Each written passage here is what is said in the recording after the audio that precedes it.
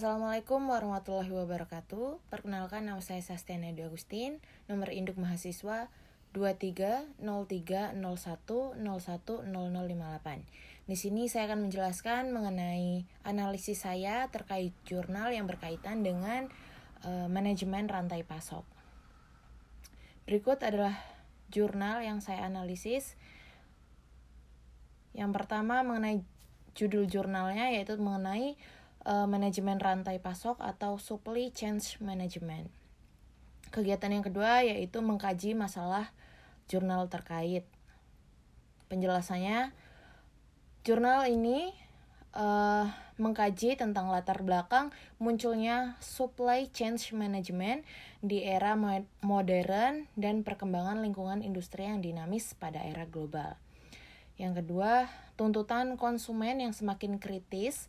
Konsumen menjadi semakin rumit dan terlalu banyak menuntut. Mereka menuntut harga murah, mutu tinggi untuk setiap produk yang ditawarkan, penyerahan tepat waktu dan sesuai dengan selera mereka. Masalah yang ketiga yaitu tentang infrastruktur teknologi dan telekomunikasi, informasi, transportasi, dan perkembangan yang semakin canggih memungkinkan perkembangan model baru dalam aliran material produk. Yang keempat, mengenai daur hidup produk. Daur hidup produk sangat pendek seiring dengan perubahan-perubahan yang terjadi dalam lingkungan pasar. Kelima, kesadaran konsumen akan pentingnya aspek sosial dan lingkungan dalam kehidupan. Menuntut industri manufaktur memasukkan konsep-konsep ramah lingkungan mulai dari proses perancangan produk, proses produksi maupun proses distribusinya. Dan masalah yang terakhir yaitu globalisasi dan perubahan peta ekonomi dunia telah menciptakan banyak paradigma baru dalam dunia bisnis. Dan salah satu paradigma penting adalah meningkatnya persaingan antara produk jasa di pasaran. Selanjutnya, kegiatan ketiga adalah penjelasan mengenai metode penelitian. Penelitian ini merupakan penelitian yang menggunakan studi kasus. Secara umum, penerapan konsep supply chain management dalam perusahaan akan memberikan manfaat kepuasan pelanggan, meningkatkan pendapatan, menurunnya biaya, pemanfaatan aset yang semakin tinggi, peningkatan laba, dan perusahaan semakin besar, menurut Jabarus pada tahun 2001. Kedua yaitu indikator dari setiap kriteria evaluasi pemasok, menurut Gaspers pada tahun 2002. Metode penelitian ini dilakukan pada 11 Februari 2011.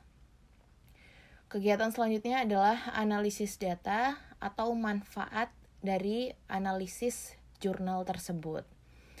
Dari analisis jurnal tersebut, penulis melakukan penelitian dengan tujuan yang pertama, kepuasan pelanggan. Konsumen atau pengguna produk merupakan target utama dari aktivitas proses edukasi setiap produk yang dihasilkan perusahaan. Konsumen atau pengguna yang dimaksud dalam konteks ini tentunya konsumen yang setia dalam jangka waktu yang panjang. Untuk menjadikan konsumen setia, maka terlebih dahulu konsumen harus puas dengan pelayanan yang disampaikan oleh perusahaan.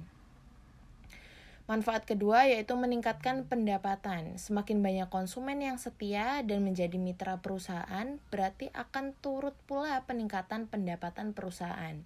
Sehingga produk-produk yang dihasilkan perusahaan tidak akan terbuang percuma karena diminati konsumen. Manfaat ketiga yaitu menurunnya biaya. Pengintegrasian aliran produk dari perusahaan kepada konsumen akhir berarti pula mengurangi biaya-biaya pada jalur distribusi.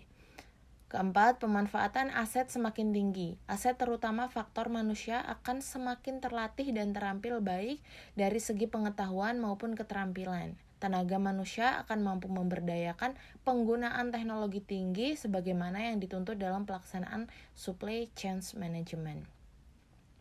Selanjutnya, peningkatan laba.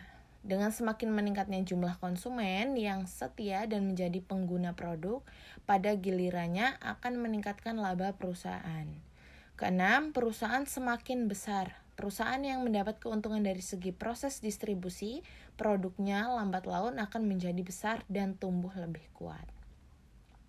Terakhir dari analisis jurnal terkait yaitu kesimpulan. Kesimpulan yang pertama adalah supply chain management secara fisik dapat mengkonversi bahan baku menjadi produk jadi dan menghantarkannya pada konsumen akhir. Manfaat ini menekankan pada fungsi produksi dan operasi dalam sebuah perusahaan.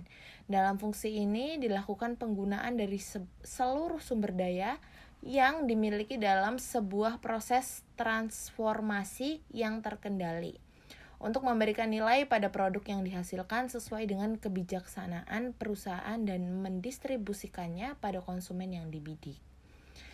Kedua, supply chain management berfungsi sebagai mediasi pasar, yaitu memastikan apa yang dipasok oleh rantai supply mencerminkan aspirasi pelanggan atau konsumen akhir tersebut. Dalam hal ini, fungsi pemasaran yang akan berperan melalui pelaksanaan supply chain management. Pemasaran dapat mengidentifikasi produk dengan karakteristik yang diminati. Konsumen selanjutnya, fungsi ini harus mampu mengidentifikasi seluruh atribut produk yang diharapkan konsumen tersebut dan mengkomunikasikan kepada perancang produk.